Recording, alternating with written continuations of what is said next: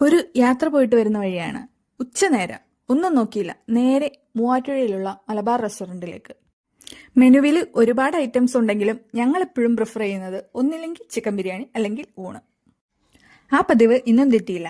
ഒരാൾക്ക് ചിക്കൻ ബിരിയാണി, ഒരാൾക്ക് ഊണും ഓർഡർ ചെയ്തു. കുറച്ചേരം റീൽസ് ഒക്കെ കണ്ടിരുന്നു. പിന്നെ പുറത്തെ ഇടയ്ക്കിടയ്ക്ക് മഴ പെയ്യുന്നുണ്ടായിരുന്നു. പിന്നെ പുറത്തെ കാഴ്ചകളൊക്കെ കണ്ടിരുന്നപ്പോഴത്തേക്കും ഊണ് വന്നു.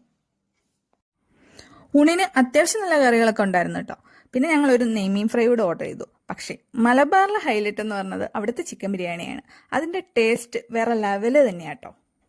വാഴയിലുള്ള ഒരു നാടൻ ഊണാണ് ഞങ്ങൾ പ്രതീക്ഷിച്ചതെങ്കിലും പ്ലേറ്റിലാണ് കേട്ടോ ഊണ് കിട്ടിയത്. എങ്കിലും അത്യാവശ്യം നല്ല കറികളൊക്കെ ഉണ്ടായിരുന്നു. സാമ്പാർ, അവിയൽ, മോരുകറി, ഫിഷ് കറി, പിന്നെ തോരൻ, പപ്പടം. ഓർഡർ ചെയ്ത ചോറും കറികളൊക്കെ നന്നായിട്ട് ഞാൻ ആസ്വദിച്ച് കഴിച്ചുകൊണ്ടിരിക്കുന്നതിനിടയ്ക്കാണ് നമ്മുടെ നെയ്മീൻ ഫ്രൈ വരുന്നത്.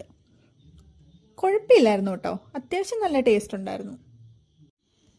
അങ്ങനെ നെയ്മീൻ ഫ്രൈയും ചോറും കറികളും ഫൈനലി നമ്മുടെ മലബാർ ചിക്കൻ ദം ബിരിയാണിയും കൂടെ ആയപ്പോൾ ആകെ മൊത്തം കളറായിട്ടോ എന്ന്. ചോറുണ്ട് പകുതി ആയപ്പോഴത്തേക്കും നമ്മുടെ ലൈം ജ്യൂസും ഓറഞ്ച് ജ്യൂസും എത്തി.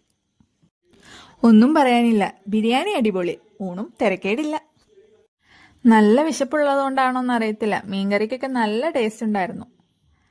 നെയ്മീൻ ഫ്രൈ ആണെങ്കിലും ഒരു രക്ഷയില്ലായിരുന്നു, നല്ല ടേസ്റ്റ് ഉണ്ടായിരുന്നു കേട്ടോ കൂട്ടുകാരെ. ഞങ്ങൾ വരുന്ന സമയത്ത് റെസ്റ്റോറൻറ്റിൽ വലിയ തിരക്കില്ലായിരുന്നു, എന്നാൽ പതിയെ പതിയെ ആളുകൾ വരുന്നുണ്ടായിരുന്നു.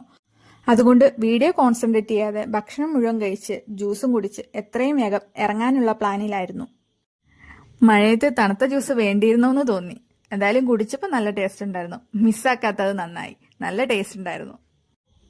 ഫൈനലി ഫുഡൊക്കെ ഫിനിഷ് ചെയ്തതേ പതിയെ ബില്ലൊക്കെ കൊടുത്ത് ഞങ്ങൾ പുറത്തേക്ക് ഇറങ്ങി.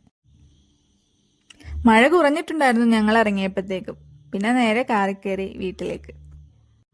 മഴ കുറഞ്ഞിട്ടുണ്ടെങ്കിലും പോകുന്ന വഴിയിലെല്ലാം നല്ല മഴക്കാറുണ്ടായിരുന്നു. എങ്കിലും ഈ യാത്ര എനിക്ക് വളരെ ഇഷ്ടമാണ്.